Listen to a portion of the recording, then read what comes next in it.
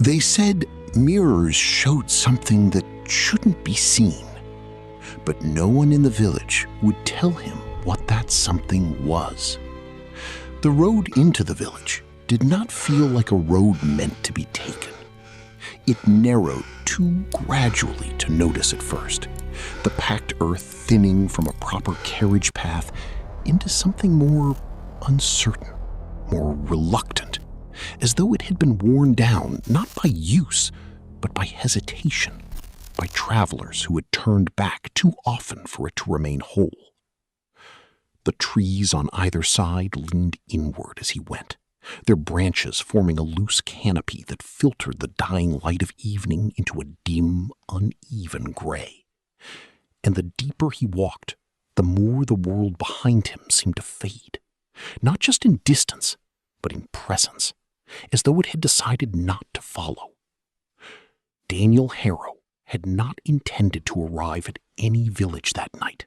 He had been traveling south, following trade routes and half-forgotten maps, stopping only when the daylight forced him to, and the last settlement he had passed through had offered nothing but stale bread and directions that felt more like dismissals than guidance. It was an old woman there, seated beside a shuttered shop, who had mentioned the place. "A village past the woods," she had said, without looking at him, her hands busy with something unseen in her lap. "If you're still walking when the light goes, you'll find it." "And they take in travelers?" Daniel had asked. The woman had paused then, not long, but long enough for the silence to feel deliberate. "They don't turn them away," she replied. It had not been reassuring, but it had been enough. By the time Daniel saw the first house, the sky had already begun to dim into that uncertain space between dusk and night, where shapes lose their edges and distances become harder to judge. The structure stood alone at first, a low wooden building with a slanted roof and narrow windows, its exterior worn but not abandoned, its door closed but not locked. What struck him immediately was not the house itself, but what it lacked. There was no glass. The windows were covered from the inside, thick cloth, dark and heavy, pressed firmly against the frames so that no light escaped and nothing could be seen through them, not even a reflection of the fading sky. He slowed his pace. Further ahead, more houses emerged, scattered at irregular intervals, each one carrying the same strange absence: no glass, no shine, no surface that caught the light. Even the metal fixtures, door handles, hinges, anything that might have reflected even the faintest glimmer, had been dulled, scratched, or coated in something matte and uneven. It was not neglect. It was intentional. The village itself was quiet, not the peaceful quiet of a resting place, but a tighter, more controlled silence, as though sound itself had been taught not to linger. There were people. He saw them, moving between houses, carrying bundles, lighting lanterns, but they did not speak unless necessary, and even then their voices were low, measured, careful. They noticed him immediately, not with curiosity, but with something closer to concern. A man passing by slowed as their eyes met, his expression tightening almost imperceptibly before he looked away and continued on. A woman standing in a doorway pulled her shawl closer around her shoulders and stepped back inside, closing the door just a little too quickly. Daniel stopped in the center of the narrow path that served as the village's main road, his travel-worn boots sinking slightly into the soft earth, his bag heavy against his shoulder. "I'm looking for a place to stay," he called out, his voice sounding louder than it should have in the stillness. No one answered. For a moment, he considered the possibility that he had misjudged the place entirely, that this was not a village meant for strangers, that the old woman's words had been less an invitation and more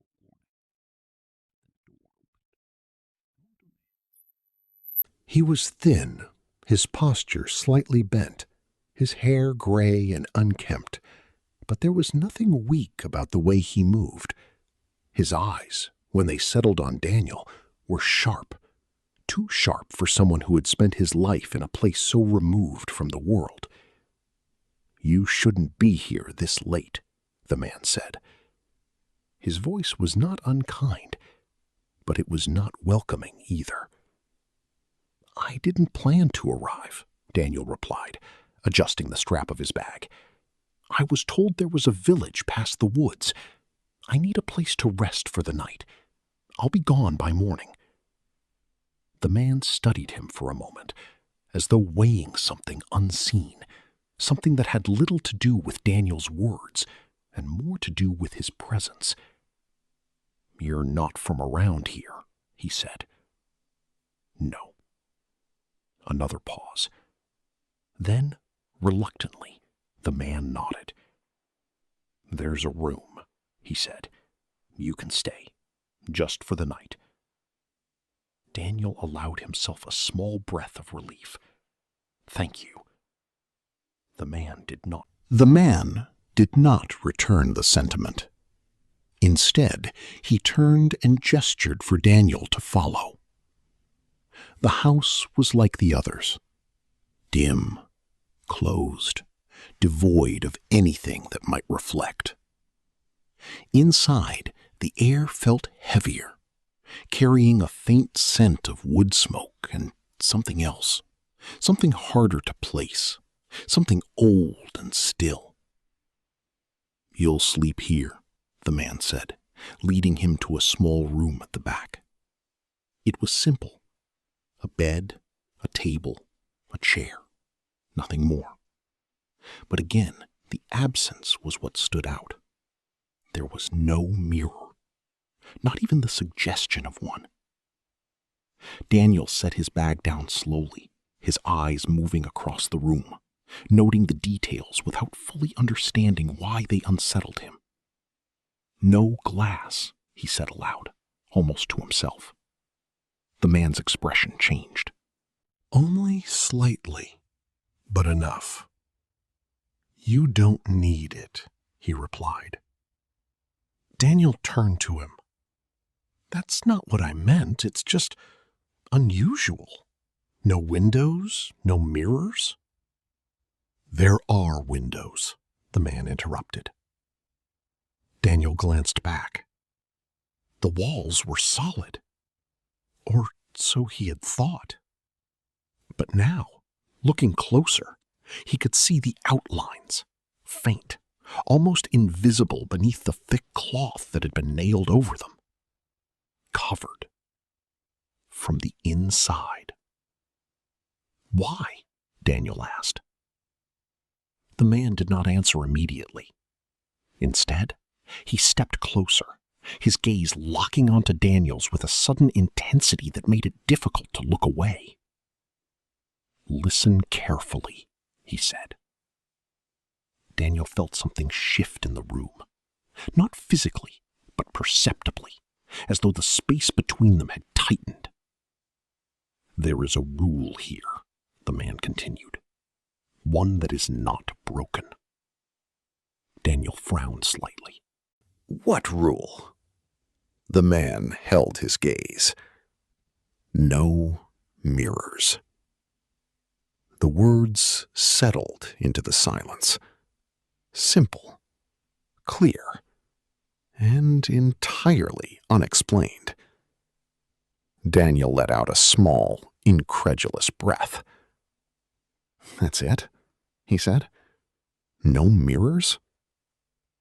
"No reflections," the man corrected.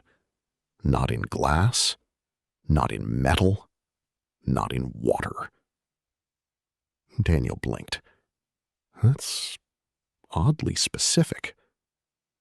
"It is necessary." "Why?" The man's jaw tightened. For the first time, there was something like fear in his expression. Not open, not obvious, but present enough to be felt. "Because what they show is not always what is there," he said quietly. Daniel studied him. "What does that mean?" The man shook his head. "You don't need to understand it," he said. "You just need to follow it." "Well, that's not much of an explanation." "It's enough." Daniel hesitated. There was something in the man's tone, something final, something that suggested the conversation had already gone further than it should have. But curiosity pressed against caution. "What happens if someone breaks the rule?" he asked. The silence that followed was longer this time. He could hear the faint creak of the house settling, the distant movement of wind against wood, the quiet rhythm of his own breathing. Then, slowly, the man spoke. "They don't stay long." A chill moved through the room. Daniel forced a small, dismissive smile. "Leave, you mean?" The man did not return the expression. "I mean," he said, "they don't stay." The distinction was subtle, but it was there, and Daniel felt it. Later, when the man had left and the house had fallen into a deeper, more complete silence, Daniel sat alone on the edge of the bed, his thoughts turning over the conversation again and again, searching for something solid to hold on to. No mirrors, no reflections. It was absurd. And yet, the way the man had said it, the way the village had been arranged around that absence, it did not feel like superstition. It felt like precaution. Daniel stood slowly, moving to the wall where the covered window lay hidden beneath the thick cloth. He reached out, his fingers brushing against the fabric, feeling the outline of the frame beneath it. He hesitated, then pulled his hand back. Just for the night, he muttered to himself. That was all. He would leave in the morning. There was no reason to concern himself with the habits of a place he would not return to. And yet, as he turned back toward the bed, something caught his eye. Near the corner of the room, partially hidden behind the chair, was a shape. Tall, narrow, covered. His brow furrowed. It had not been there before. Or perhaps he had simply not noticed it. He stepped closer. The object stood upright against the wall, draped in a dark cloth that hung heavily from its frame, its outline unmistakable now that he was looking directly at it. Rectangular, smooth beneath the fabric. A mirror. Daniel stared at it for a long moment, the silence of the room pressing in around him, the memory of the man's warning echoing faintly in his mind. No mirrors. He reached out, paused. Then, slowly, he touched the cloth. It was colder than it should have been, as though whatever lay beneath it had not felt warmth in a very long time. Daniel's fingers tightened slightly, and before he could reconsider, he began to pull it away. They said mirrors showed something that shouldn't be seen.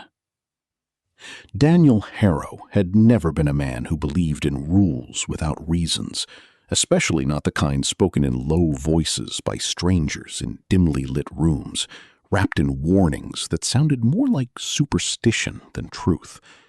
And yet, As his fingers tightened around the edge of the cloth draped over the tall, narrow object in the corner of his room, he felt a hesitation that did not belong to logic, but to something older, something instinctive, something that whispered, not loudly, not clearly, but persistently, that perhaps there were rules that existed not to be understood, but to be obeyed. He ignored it, because men like Daniel always did. Slowly, deliberately, he pulled the cloth away. The fabric slid down with a soft, dragging sound, folding in on itself as it collapsed to the floor, revealing beneath it a mirror unlike any he had seen in years, not because of its shape or its size, which were ordinary enough, but because of its surface, which seemed almost too still, too perfect, as though it had been waiting, untouched, undisturbed, for far longer than any object should. For a moment, he did not look directly into it. He stood there, just to the side, his breath shallow, his hand still hovering where the cloth had been, as though some part of him expected the mirror to react, to shift, to darken, to do anything other than remain what it appeared to be. But it did nothing. It was just a mirror. And so, after a pause that stretched longer than he would later admit, Daniel stepped in front of it. His reflection stared back, exactly as it should. Travel-worn face, faint stubble along his jaw, eyes slightly tired from the road, hair disheveled from the long journey through the woods. Everything was there, every detail precise, every movement mirrored perfectly as he tilted his head slightly to one side, raising a hand to his face as though to confirm that what he saw aligned with what he felt. It did. Of course it did. He let out a quiet breath, something between a laugh and a sigh, the tension in his shoulders easing as the absurdity of the village's rule settled back into what it must have been all along: fear without foundation, a superstition grown too large for its own good. No mirrors, he muttered, shaking his head slightly. Ridiculous. His reflection did the same, perfectly. For a few seconds, nothing happened. The room remained still, the dim lantern light casting soft shadows along the walls, the covered windows keeping the outside world at bay, the quiet of the village pressing in from beyond the wooden structure of the house. Then something shifted. Not in the room, not in the mirror, but in the feeling. It was subtle, so subtle that at first Daniel could not place it, could not identify what had changed, or why the air now seemed just slightly heavier, just slightly more aware, as though something had entered the space without making a sound. He frowned, leaned a little closer to the mirror. His reflection followed, but not quite. The delay was almost imperceptible, a fraction of a second, so small that it could have been imagined, dismissed as nothing more than the mind misfiring, the eyes playing tricks in low light. Daniel blinked. His reflection blinked. This time, there was no delay. He straightened, exhaling slowly, forcing himself to relax. "You're tired," he said aloud, his voice sounding louder than it should have, and the reflection spoke with him, in perfect unison. He turned slightly, stepping away from the mirror, rubbing a hand across the back of his neck as he moved toward the bed, trying to shake the lingering unease that had that had begun to settle beneath his skin. It was nothing, just fatigue, just the unfamiliarity of the place, He stopped. Something pulled at his attention, not a sound, not a movement, but a sensation, like the faint awareness of being watched from just beyond the edge of vision. Slowly, he turned his head back toward the mirror and saw himself already looking. The reflection was facing forward, directly at him, even though he had not yet fully turned. Daniel froze. For a moment, just a moment, the two versions of him were not aligned. One standing in the room, mid-turn. The other already still, already waiting. Then, as his body completed the movement, the reflection adjusted, snapping into place, matching him perfectly once more, as though nothing had been wrong at all. Daniel stared. His pulse had quickened, though he could not say exactly when it had started. "That's not," he began, then stopped. Because what was he going to say? That his reflection had moved before he did? That it had anticipated him? The thought sounded absurd even as it formed. He stepped closer again, slower this time, more deliberate, his eyes fixed on the mirror, searching for any sign of inconsistency, any flicker of delay, any indication that what he had seen was anything more than a trick of light and timing. He raised his hand. The reflection raised its hand. Perfect. He lowered it. The reflection followed. Perfect. He leaned in, studying his own face, the way the shadows fell across it, the way the lantern light caught in his eyes. Everything was as it should be. Everything? The smile came suddenly. Not on his face, but in the mirror. It was small, subtle, just the faintest upward curve at the corner of his reflection's mouth. Daniel's breath caught in his throat, because he was not smiling. He knew he was not smiling. He could feel his face, still, tense, unmoving.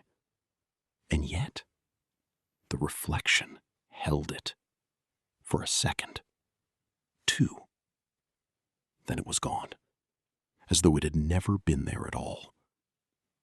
Now the mirror showed him exactly as he was, wide-eyed, rigid, his expression caught somewhere between confusion and something far closer to fear.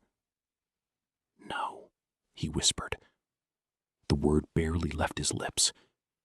The reflection did not speak. It only watched. Daniel took a step back, then another. His mind was racing now, trying to grasp at explanations and anything that could make sense of what he had just seen, anything that could reduce it to something ordinary, something harmless. Light distortion, fatigue, a trick of perspective, anything but what it felt like. Because what it felt like was that the thing in the mirror was not him. He turned away, quickly this time, too quickly. The movement was sharp, almost desperate, his body acting before his thoughts could catch up, as though distance alone might break whatever connection had begun to form. He faced the wall, closed his eyes, took a breath, then another. "You're imagining it," he said, more firmly now. "That's all." Silence answered him, heavy, waiting. Slowly, reluctantly, he opened his eyes and turned around. The mirror stood where it had always been, unchanged, still. reflecting the room exactly as it was. Daniel forced himself to look, to really look, to confront it directly rather than letting his mind fill the gaps with half-formed fears. He stepped closer once more, stopped just short of the glass, and stared. For several long seconds, nothing happened. No delay, no movement, no smile. Just his own reflection staring back at him with the same intensity, the same unease. He exhaled slowly. His shoulders lowered, just slightly. "See?" he murmured.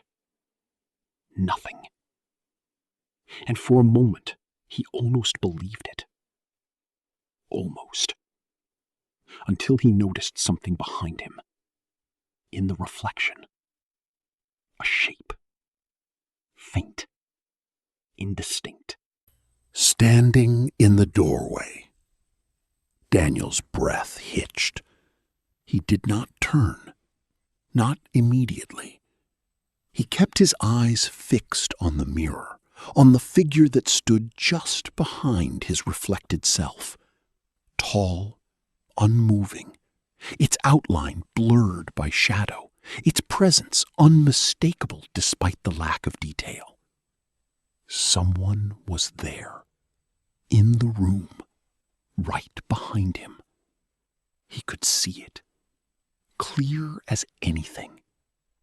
And yet, he heard nothing, felt nothing. No breath, no movement. Just the image. Watching. Waiting. Slowly, very slowly, Daniel began to turn. His body resisted. Every instinct screaming against the movement, against the need to confirm what the mirror was showing him, as though some part of him already knew what he would find, or what he wouldn't. He completed the turn. The doorway was empty. Nothing stood there. No figure, no shadow. Just the open space leading into the dimly lit hallway beyond. Daniel's heart was pounding now, each beat loud enough to echo in his ears. He stood there for a moment, facing the empty doorway, his breathing uneven, his thoughts splintering under the weight of what he had just seen. Then, slowly, he turned back to the mirror. The figure was still there. Closer now, just behind his reflection's shoulder.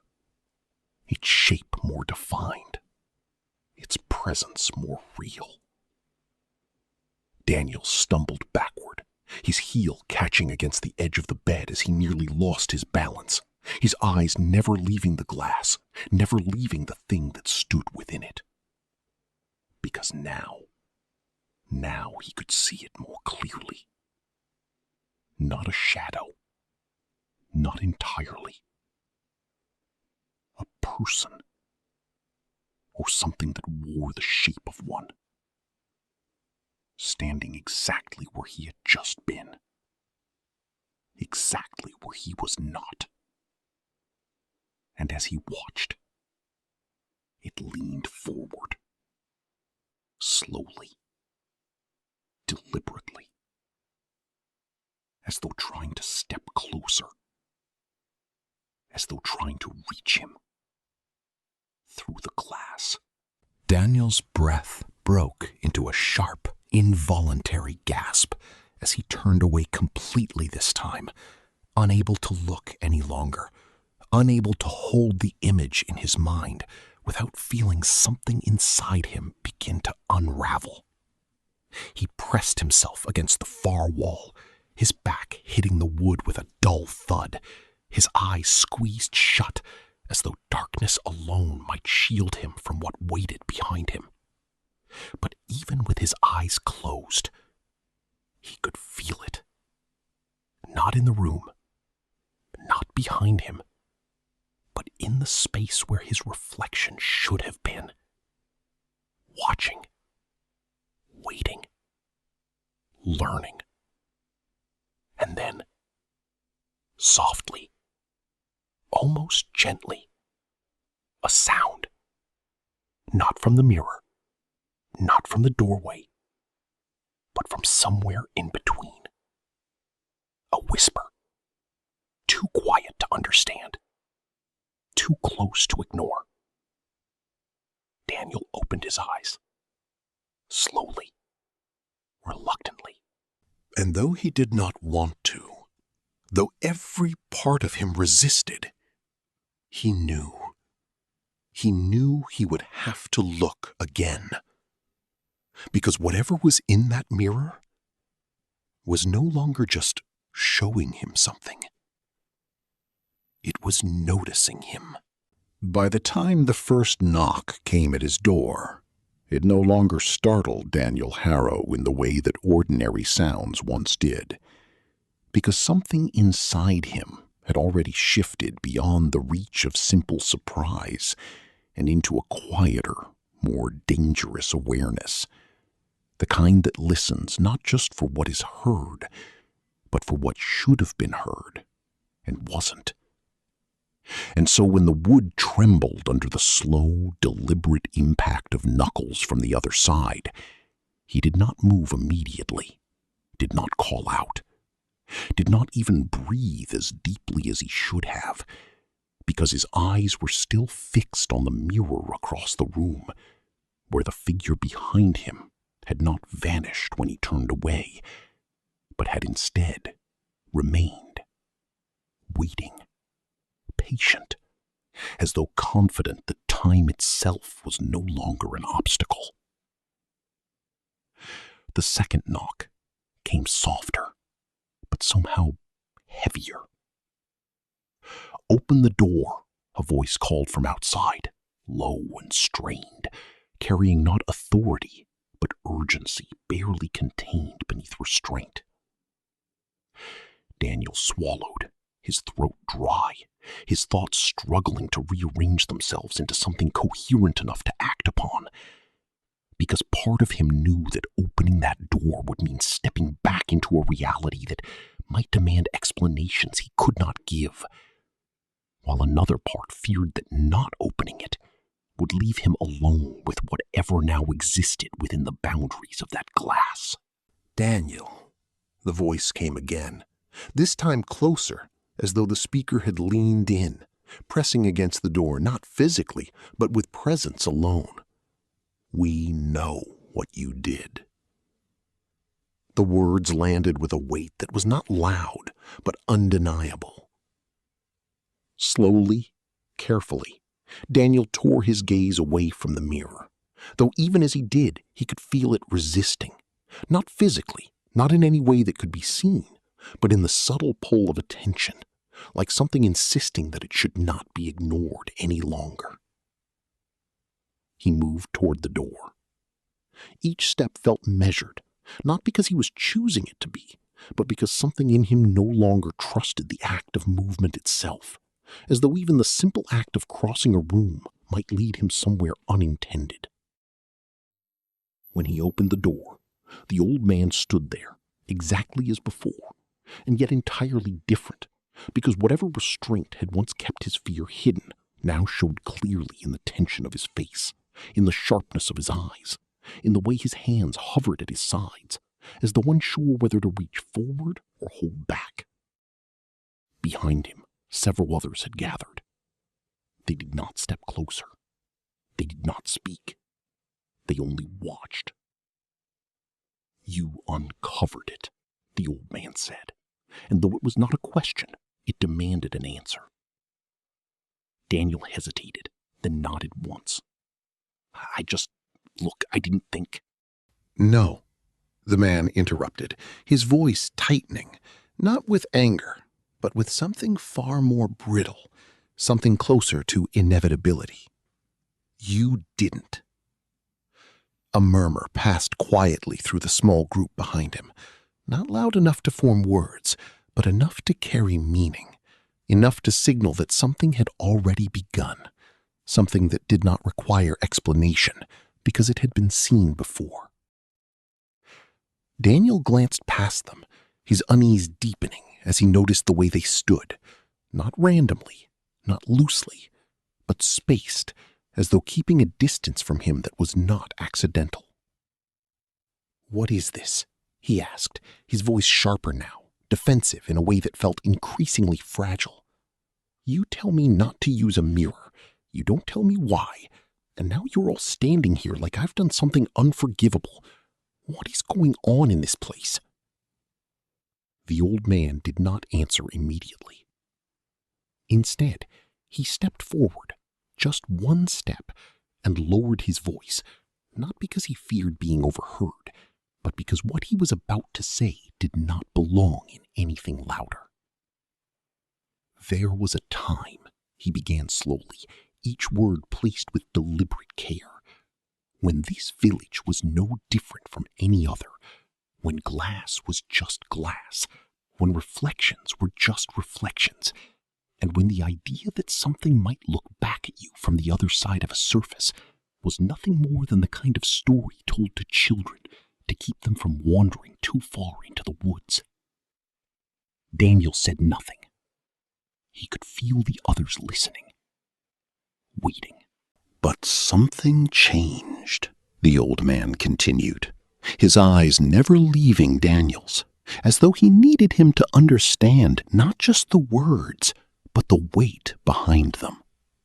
And it did not happen all at once, not in a single night or a single moment, but slowly, quietly, in ways that were easy to dismiss at first, because the first signs were small, so small that they could be explained away, ignored, forgotten. A pause, long enough to let the silence settle. "People would notice things," he said. "A reflection that seemed off, a movement that didn't quite match, a delay that lasted just a fraction too long." Daniel's chest tightened. "And they thought nothing of it," the man went on, his voice steady, though something beneath it trembled with memory. "Because why would they? What reason would anyone have to question something as simple, as ordinary, as their own reflection?" The answer was obvious. There was none.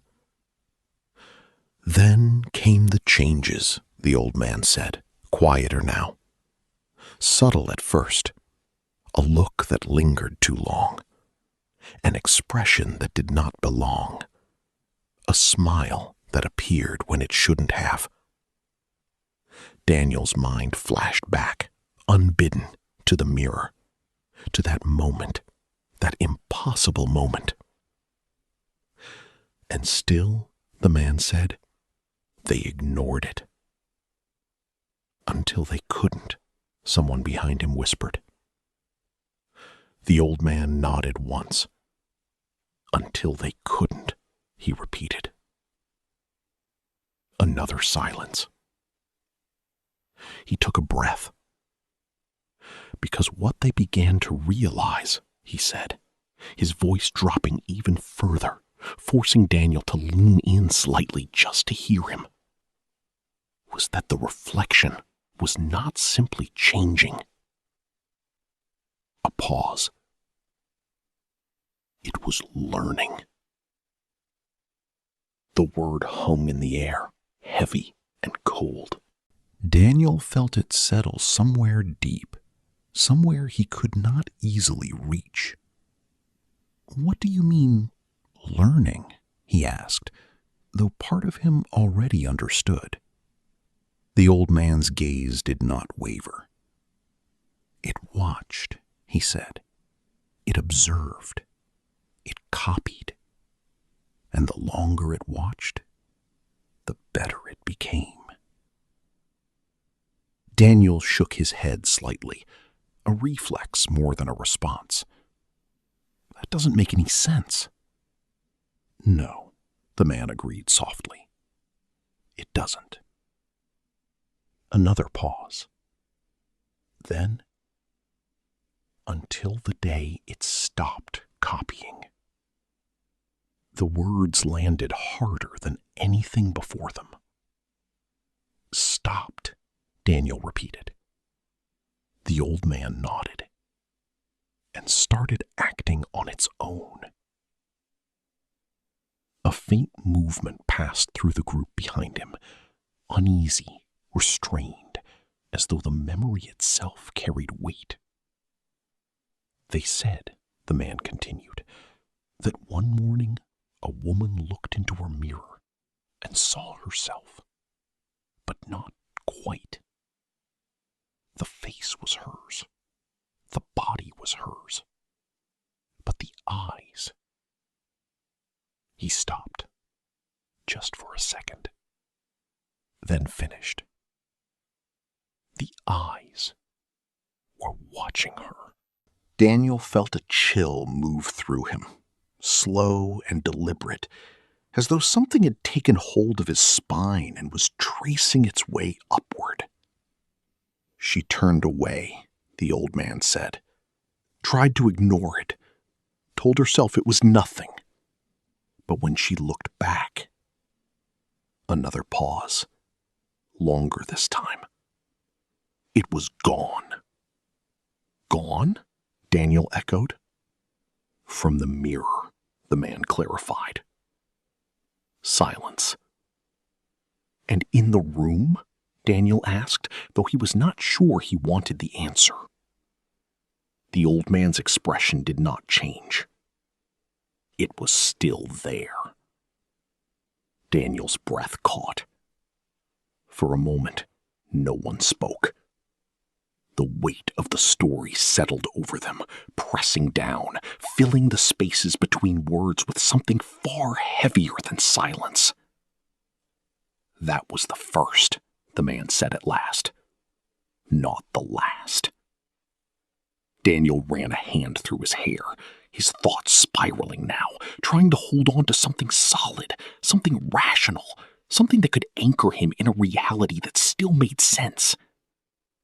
So you're saying, what, that something lives in mirrors? He asked, his voice edged with disbelief that sounded thinner than he intended. The old man shook his head slowly. No, he said. Not in them. A pause. Behind them. Daniel stared at him. And it doesn't come through, the man added quickly, as though anticipating the question. Not on its own. It can't. A flicker of something, hope perhaps, passed through Daniel. Then what's the problem? He said, his voice rising slightly. If it can't come through... It doesn't need to, the old man interrupted, his tone sharper now, cutting through the fragile reassurance before it could take hold. The words hit harder than anything before. Daniel felt them. Deep. Cold. What does that mean? He asked, though his voice had already begun to lose its certainty. The old man held his gaze. It means, he said, slowly, each word deliberate, inescapable, that the longer you look, the more it learns. And when it knows enough... He stopped. Not because he couldn't continue, but because he didn't need to. Daniel understood. Or at least, he understood enough. A sudden thought struck him then, sharp and immediate, cutting through everything else. He turned his head, looked past the old man, at the others, really looked, and that was when he saw it. Or rather, when he didn't. One of them, a woman standing slightly apart from the rest, her face pale, her posture too still, stood in such a way that the faint light from the nearby lantern should have cast at least a partial reflection in the small metal buckle at her waist. But it didn't. The surface was dull, empty, not reflecting her, not reflecting anything. Daniel's breath slowed, then stopped. Because in that moment, with the weight of the old man's words still settling into place, with the memory of the mirror still burning at the edge of his thoughts, with the quiet, watchful presence of the village pressing in around him, he realized something that made everything else feel suddenly horribly clear. It wasn't just about what was in the mirror. It was about what wasn't. And as his gaze moved slowly back toward the old man, toward the others, toward the space where reflections should have existed but didn't, a single, unavoidable question formed in his mind. Not about them, not about the village, but about himself. Because somewhere, deep beneath the fear, beneath the confusion, beneath the fragile attempt to hold on to reason, something had begun to feel different. By the time Daniel Harrow stepped back into the small room, closing the door behind him with a slow, deliberate motion that felt less like a choice and more like the final movement in a sequence that had already been decided long before he ever set foot in the village, there was no longer any part of him that truly believed he could leave unchanged, because something had already begun, quietly, invisibly, and with a patience that did not belong to anything human, and no amount of distance, denial, or desperate reasoning could undo the simple, undeniable truth that whatever lived beyond the surface of that mirror had seen him, had studied him, and had not stopped. The room felt different now, not in any way that could be measured or pointed to, but in the subtle distortion of presence, in the way the air seemed to carry a weight that pressed inward from all sides, in the way the silence no longer felt empty but occupied, as though something had taken its place within it and was now listening just as carefully as he was. The mirror stood where he had left it, uncovered, waiting. Daniel did not move toward it immediately, though his eyes found it without effort, drawn by something deeper than curiosity, something that felt dangerously close to recognition, because even without looking directly into the glass, he could feel it, the awareness, the attention, the quiet certainty that whatever existed on the other side was no longer merely observing, but anticipating. "They don't stay," the old man had said. Not leave, not disappear, just not stay. Daniel exhaled slowly, though the breath felt incomplete, as though his lungs had forgotten how to fill entirely.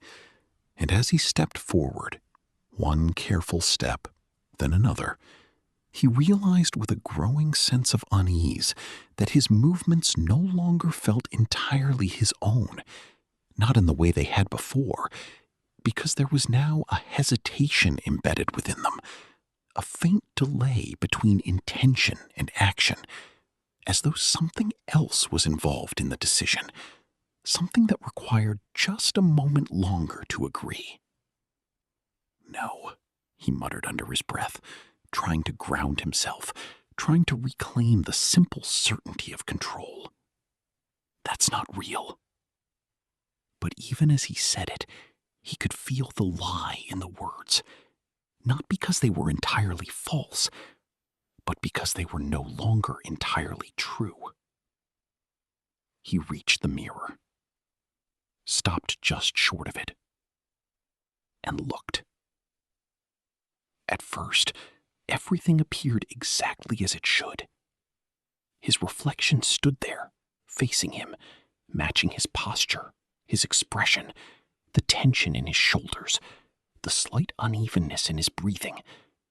Every detail aligned so perfectly that for a brief, fragile moment, It almost felt as though the night's events might collapse back into something explainable. Something that could be dismissed as exhaustion, as imagination stretched too thin by unfamiliar surroundings and whispered warnings.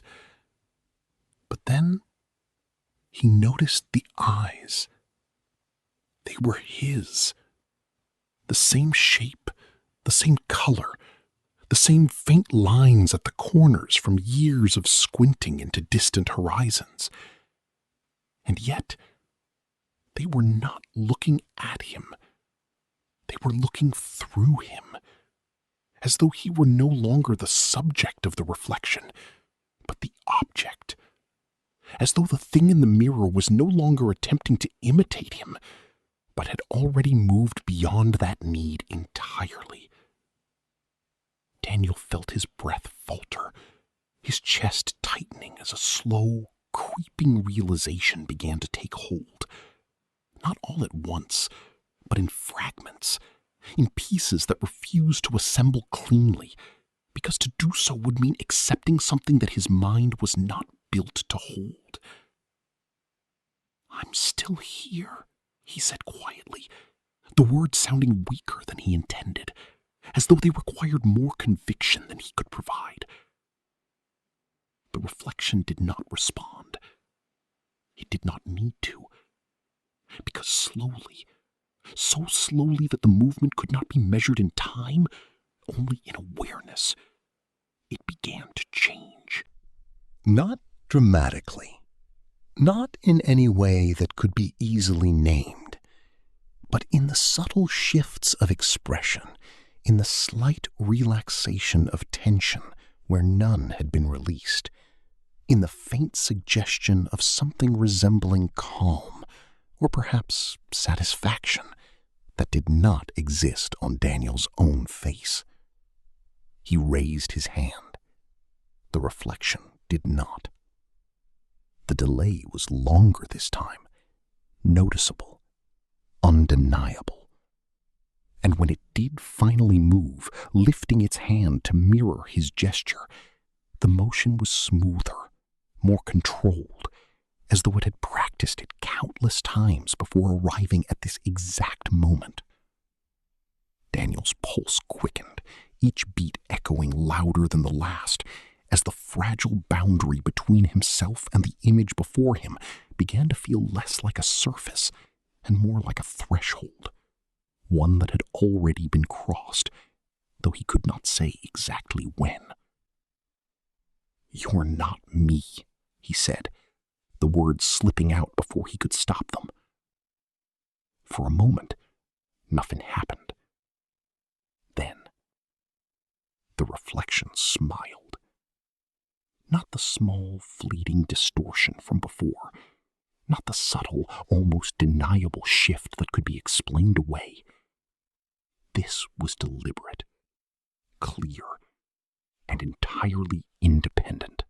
It spread slowly across the face that wore his features, stretching just slightly wider than it should have, holding just a fraction too long, as though savoring the moment, as though aware of the effect it would have. Daniel stumbled backward, his heel catching against the edge of the bed as he struggled to put distance between himself and the mirror, though the space between them no longer felt sufficient, no longer felt like protection, because the thing he was trying to escape was not contained by the glass. It was connected to him. "I didn't agree to this," he said, his voice rising, cracking at the edges as panic began to break through the thin layer of control he had been holding on to. "I didn't—" The reflection moved forward, not physically stepping out of the mirror, not breaking the surface or distorting the glass, but leaning in a way that suggested depth where there should have been none, as though the space behind it extended further than it should, as though the world within the reflection was not a flat imitation, but a place. And in that place, it was closer than it should have been. Daniel felt something shift inside him then. Not in his body, not in any way that could be seen, but in the fragile sense of self that had, until now, remained intact. Because suddenly, without warning, without transition, there was a moment, a single disorienting moment, where he was no longer entirely certain where he ended and the reflection began. His vision blurred. Not completely. Just enough. Just enough for the edges of things to lose their clarity, for the distinction between movement and stillness to falter, for the simple act of standing in one place to feel uncertain. And then, the worst part. The part that no story, no warning, no whispered explanation could have prepared him for. He tried to step back and couldn't. Not because something was holding him, not because the floor had shifted or his body had failed, but because the command, the intention to move, did not reach him in time.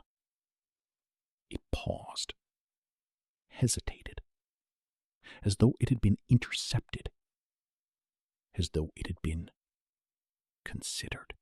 The reflection tilted its head slightly, watching him with an intensity that was no longer hidden, no longer restrained. And in its eyes, his eyes, there was something new. Understanding. Not of him, but of being him. "You learned," Daniel whispered, though the words felt distant, disconnected, as though they had not entirely come from him. The reflection's smile softened, not kindly, but knowingly. And then it stepped closer.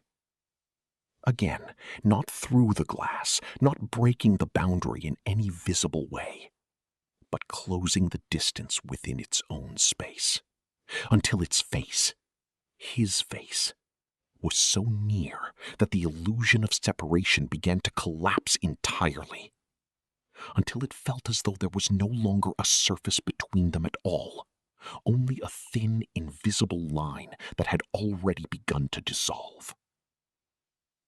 Daniel felt something slip. Not physically, not visibly, but undeniably. Like a thread pulled loose from fabric, like a piece of himself shifting out of alignment, moving somewhere it was not meant to be. "No," he tried to say, but the word did not come out the way he intended. It came slower, softer, as though it had been altered before it reached his lips. And the reflection did not repeat it. Instead, it spoke, for the first time. Not aloud, not in sound, but in a way that bypassed the need for either. A presence, a thought, a certainty that settled into his mind with quiet, irreversible weight. "You looked." Daniel's breath stopped. "You let me learn." His vision narrowed. "Now, you don't have to stay." The meaning unfolded slowly, not because it was unclear, but because accepting it required something in him to give way, something that resisted until it no longer could. And then it happened. Not all at once, not in a dramatic, visible shift, but in a quiet, seamless transition that left no clear boundary between before and after. Daniel blinked, and suddenly, the room felt distant.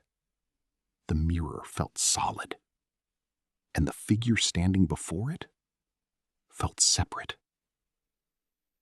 He looked down at his hands.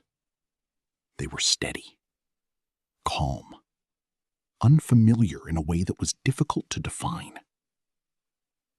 He lifted his gaze and saw himself on the other side, not moving, not speaking, just standing there, watching from within the glass. A flicker of something, panic, recognition, something human, passed through the face in the mirror. But it was brief, so brief that it might not have been real at all. Daniel, no, not Daniel, not anymore, not entirely, tilted his head slightly, studying the figure before him with quiet interest, with a curiosity that felt new and yet deeply practiced, as though this moment had been anticipated long before it arrived. Then he smiled. And this time, there was no delay. The next morning, the village returned to its quiet routines, as though nothing had happened, as though the night had passed without incident, without consequence, without the silent exchange that had taken place behind closed doors and covered windows. Because this was not the first time, and it would not be the last, and the people who remained had long since learned that survival did not come from understanding, but from acceptance. Daniel Harrow stepped out of the house just after dawn. He looked as he always had, walked as he always had, carried himself with the same steady posture, the same measured pace, the same quiet awareness of the world around him. The old man stood waiting. He watched him approach, studied his face, his eyes, searching for something, anything. For a long moment, neither of them spoke. Then, slowly, the old man nodded. Not in greeting, not in approval, but in recognition of something he could not change. "You're leaving," he said. Daniel, if that was still his name, smiled faintly. "Yes," he replied. His voice was calm, even, perfect. And as he turned to walk toward the edge of the village, toward the narrow road that would lead him back through the woods and into a world that did not know what had followed him out of the dark, the old man's gaze shifted, just briefly, toward the ground near the doorway of the house, where a small fragment of broken glass lay, half buried in the dirt. And in it, for just a second, there was no reflection. Not of the man walking away, not of the village, not of anything at all. Only an empty surface, waiting.